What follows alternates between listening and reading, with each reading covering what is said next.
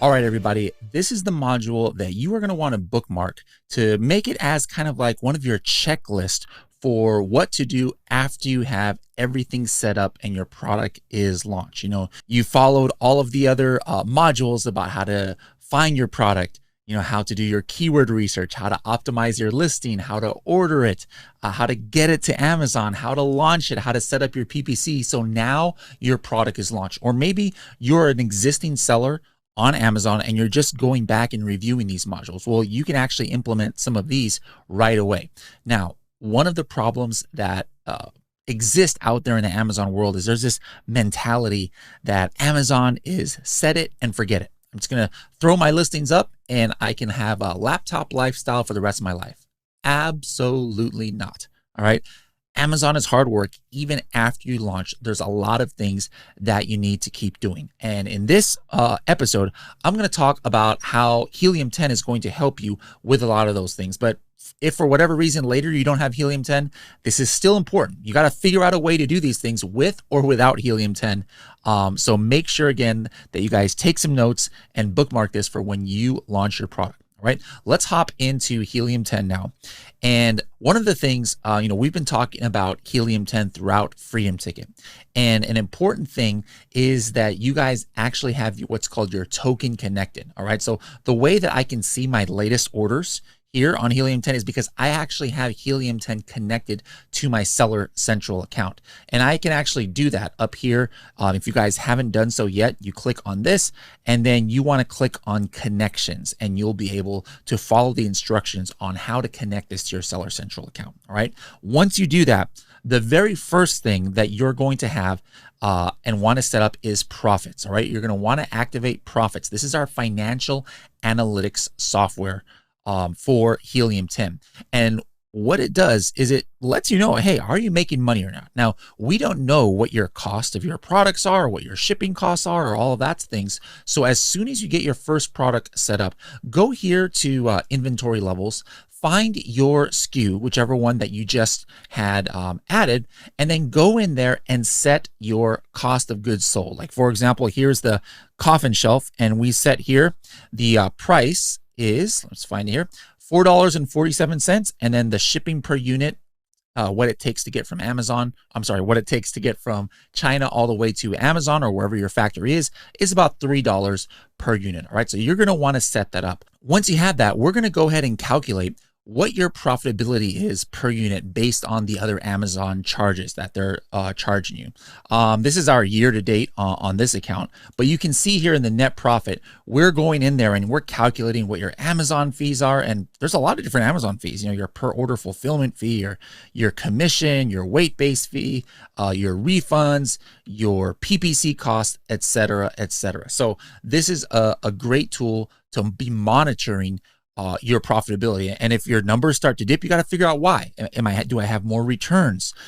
Is my PPC costing me too much? What is going on? How can I fix that? It all starts with connecting your Seller Central account to Helium 10, setting your cost of goods, and keeping a close eye on your profitability.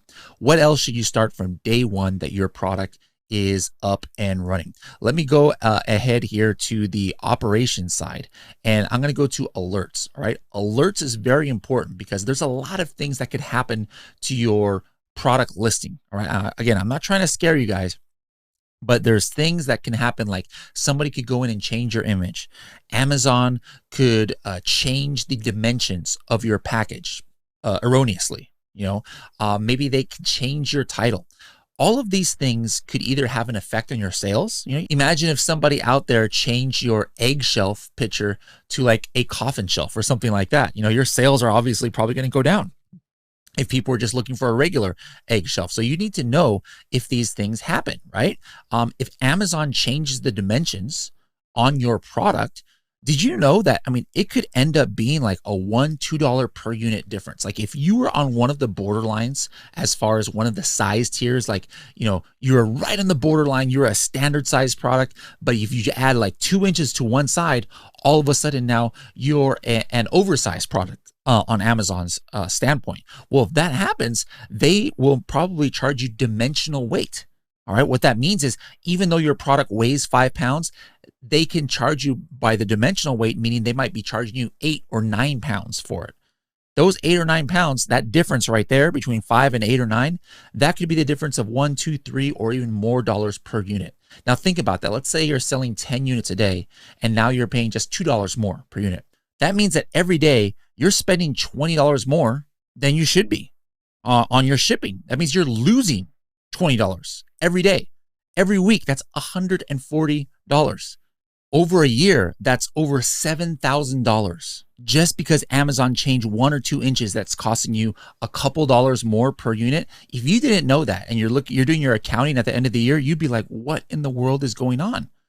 Where did this $7,000 go? Well, it was because you didn't know that your dimensions changed. So with that in mind, this is what alerts is for. So you need to come into here as soon as you get your product up, find your product, and then turn this little toggle on.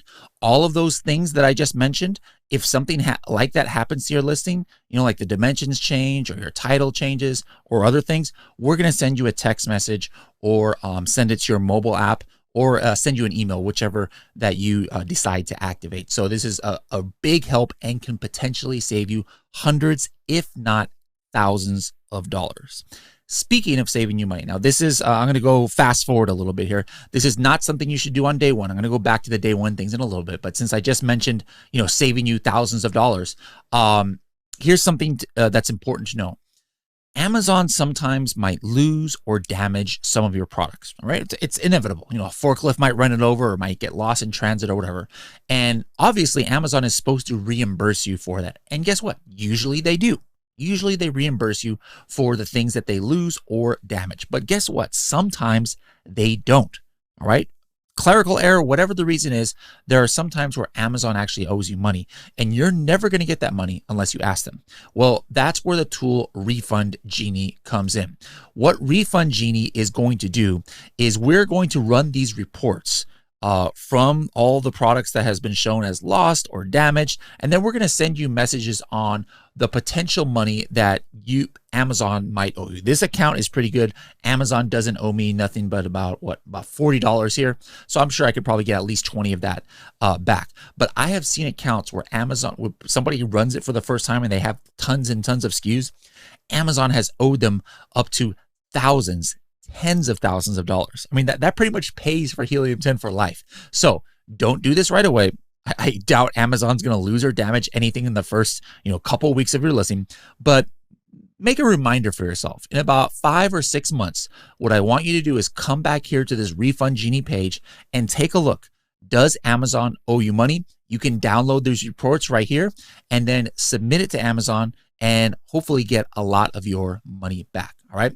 Let's go back now to the things that you need to be setting up on day one of launching your product. I want to talk about Keyword Tracker. One of my favorite tools. It's actually the tool that introduced me to Helium 10. I was looking for a keyword tracker and I hadn't heard of Helium 10, and somebody said, hey, why don't you check Helium 10 out? They have a cool keyword tracker. Well, why is keyword tracking important? You guys remember in the earlier modules, we talked about ranking and getting to page 1, right? Well, you don't start right on day 1 on page 1, right? If I'm launching a coffin egg tray and I want to rank for spooky decor, right? I'm not going to get on page 1 right away. As a matter of fact, I just launched this product about 3 days ago. And what am I doing? I'm trying to get on page 1 for different keywords like coffin shelf and maybe coffin egg tray. I'm not sure what exactly I'm putting money into, but what I just said is the key. I'm putting money into campaigns, PPC campaigns, search, find, buy campaigns to try and get to page 1.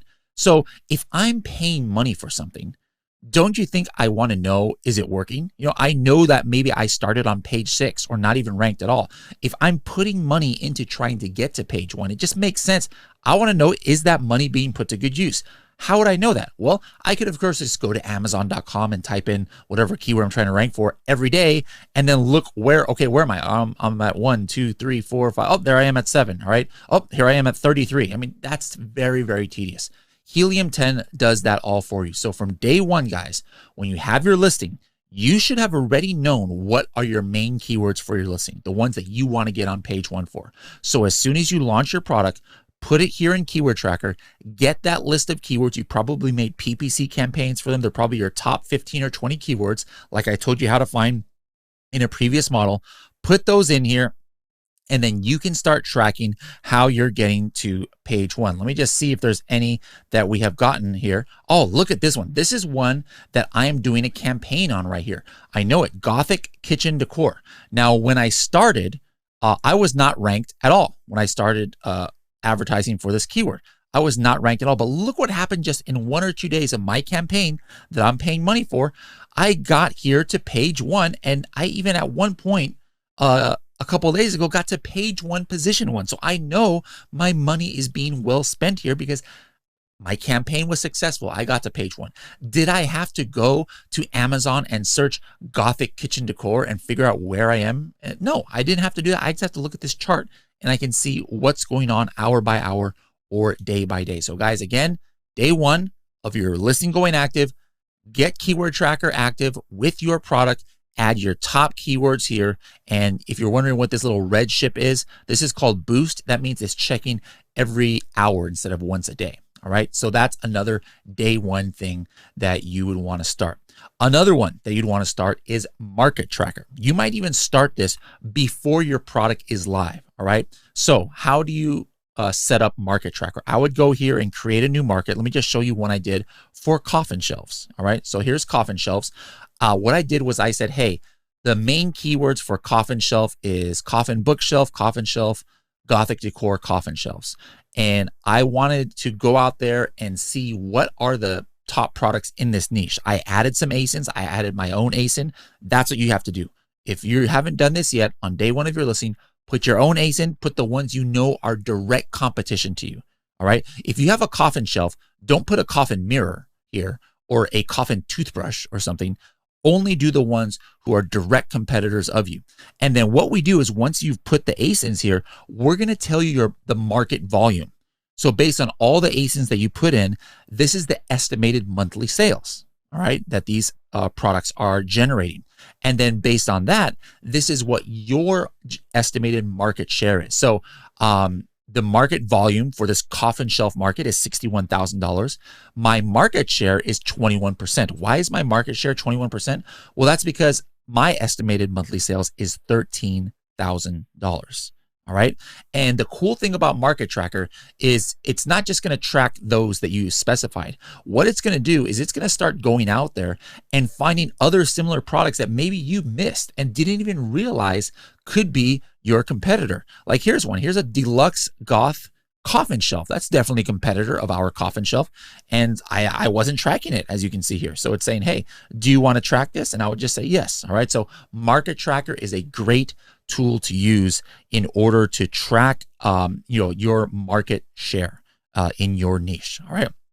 What else do we have here that you need to set up right away? We already hit all of the ones right here in the Analytics tab, which was Keyword Tracker, Market Tracker, and Profits. We hit here in Operations, the Alerts, and the Refund Genie.